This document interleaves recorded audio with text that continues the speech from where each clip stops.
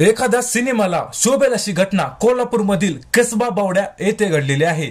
वारकरी संप्रदायामधील पांडुरंग तात्या उर्फ पांडुरंग उल्पे यांना 15 दिवसापूर्वी हरिनामाचा जप करत असताना हृदयविकाराचा झटका आला। त्यानंतर त्यांच्यावरती रुग्णालयात उपचार सुरू झाले होते आणि नंतर डॉक्टरांनी त्यांना मृत घोषित केलं। पांडुरंग तात्या यांचे नातेवाईक घरी जमा होऊ लागले आणि अंत्यविधीची तयारी सुद्धा सुरू झाली। रुग्णालयातून पांडुरंग तात्या यांना घरी घेऊन जात असताना रस्त्यावरच्या खड्ड्यामुळे रुग्णवाहिकेला धक्का बसला आणि त्याच वेळेला पांडुरंग तात्या यांच्या शरीराची काही हालचाल झाली।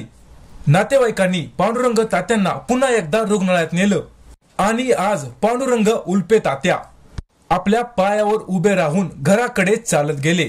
म्हणतात ना, देवतारी त्याला कोण मारे।